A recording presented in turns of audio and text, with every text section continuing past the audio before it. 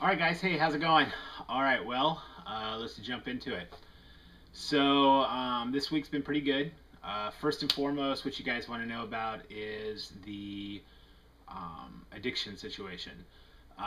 With the sleeping aids and stuff like that, I did take them one night. It was on Saturday night.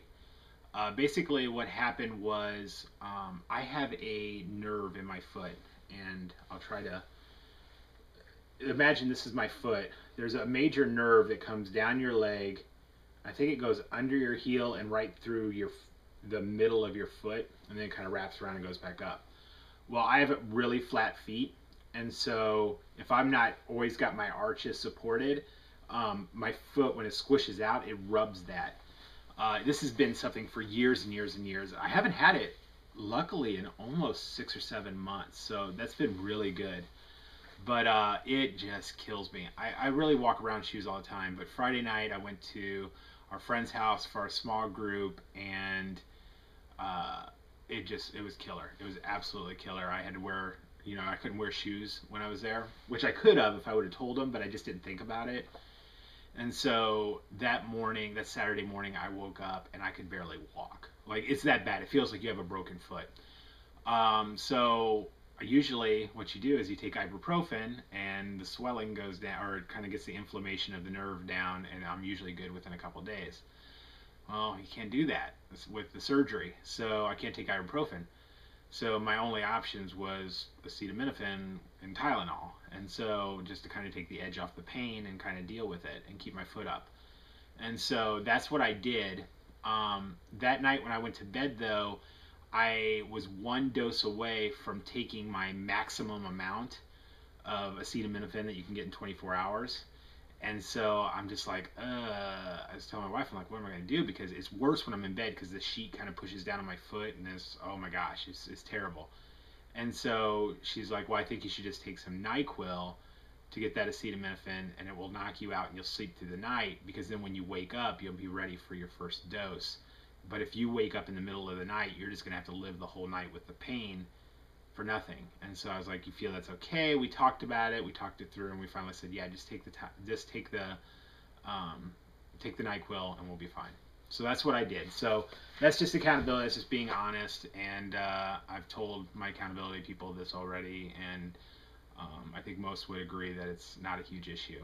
And so I'm still making moves forward on what to do. I'm actually coming up with a little prayer shield. I'm gonna get some people together. There's already some, but they're gonna get some people together that are gonna pray for me in the evenings, that I don't get the headaches and stuff like that would cause me to want to take the pills. Because remember, it's not that I'm addicted to the feeling of pain medicine. It's just that I like to go to sleep and have a full night's sleep, and that helps me. And so it's a little bit different. Anyways, you guys rock with your comments. I was so blessed. It's funny, I was expecting to lose a couple people, but I actually gained about 12. So I'm like, how did I get more subscriptions when I thought I was going to lose subscriptions? So awesome. I'm like almost up to 120 subscriptions right now. So that's just pure sweetness. And thank you. You basically, if you subscribe to me, you are awesome, then more awesome than most people alive. So you guys rock. You guys rock the house. And pat yourselves on the back right now and just go, I'm awesome. I'm awesome. Do whatever you gotta do. My weight. That's what you guys want to know about, right? You guys want to know about my weight. I lost another 5 pounds this week. I'm down to 338. So sorry, I have to actually think about what it is in my head. I'm down to 338, and that's only 113 pounds more to go to my goal. So that's so good. Like, I just can't wait to get this 13 pounds off and just be like, I'm gonna have 100 pounds left to my goal. It'd be better when I say 99. So we're moving on from that. I had a non-scale victory times a bajillion this week.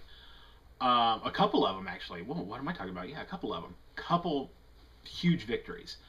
One was I actually went shopping at a regular store and was like, I could buy this, I could buy this, I could buy this. So I didn't buy anything, but I was shopping. So, and it was good, and things fit me, and they looked good. But I was like, I like this, but it would look better when I lose a couple more pounds and I get a little bit less of the spare tire off me and stuff like that. I didn't buy anything, but it was really fun to just go shopping. So, I'm such a woman. Anyways, the other non-scale victory, which was flippin' awesome, was yesterday. I went and had lunch with my friend Jonathan, who's also my pastor, but I don't like calling him my pastor because he's my friend. So, yeah, can we just keep moving forward? Okay, sorry. I always process with you guys out loud if you can't tell by now. But we went to this restaurant, which I thought I'd really like it. I'd never been to it before, even though I've sat in it 100 times. We always go there. It's called Eclectic, and it's only open like for lunch and breakfast.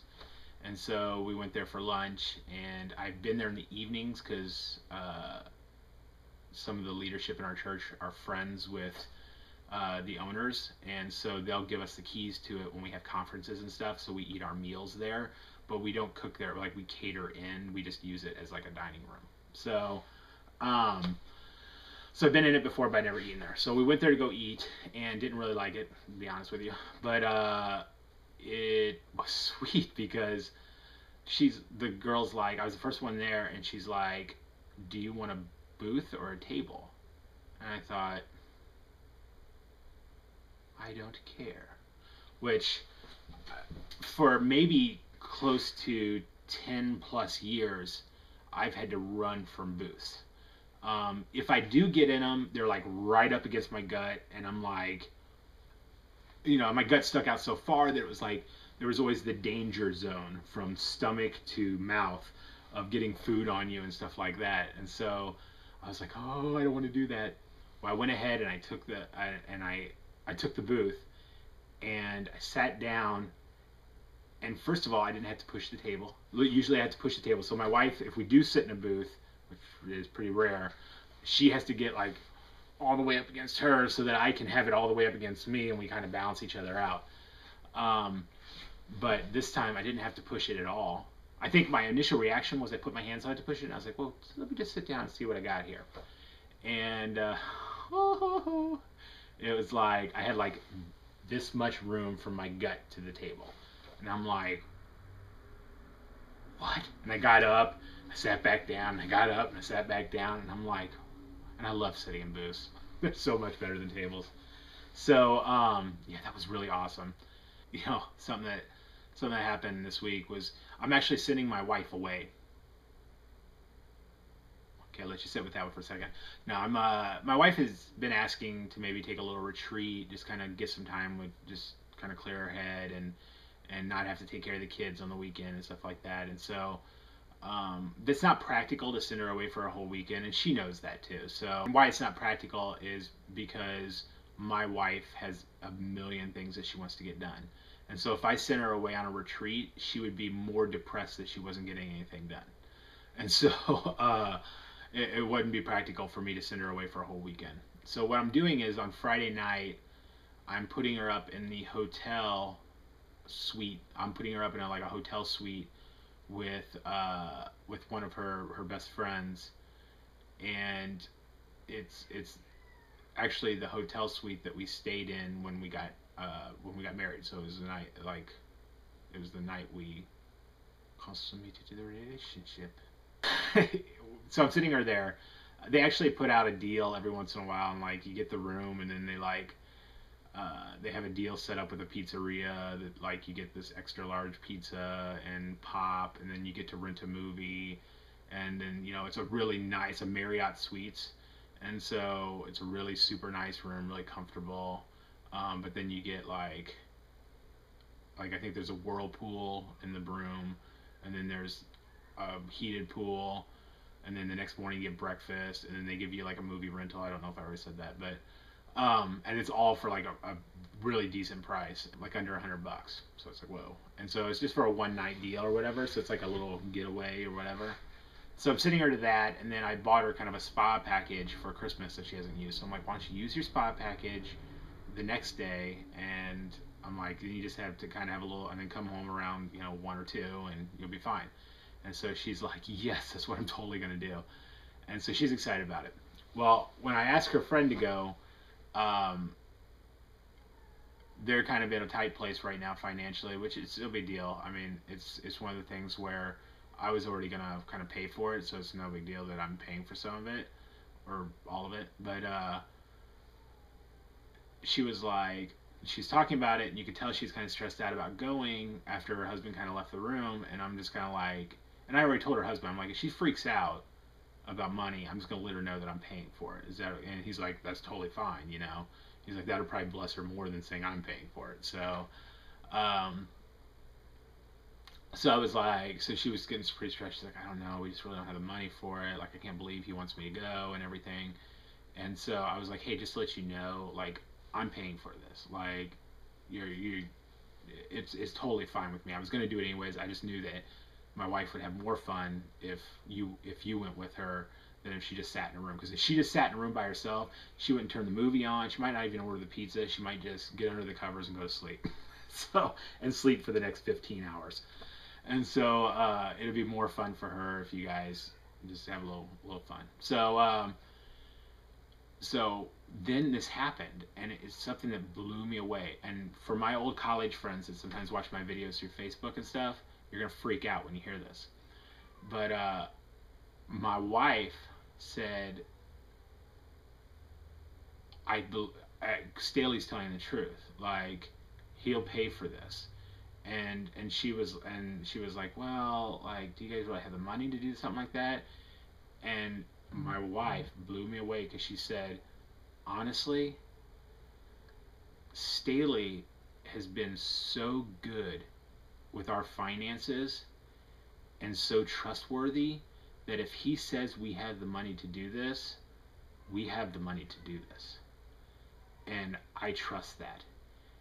And that was like, because in college I was terrible with money, mainly because I didn't have it, but I was in situations where I had to spend it. So I usually spent money I didn't have, which meant usually people ended up paying and I needed to pay them back, and most didn't get paid back. And so it's kind of a rough situation. I was terrible with money. I was well known for being terrible with money. So, and my wife has never been, like, she wanted to give me the finances and have me do the finances, but she's never been really, like, you know, happy about it.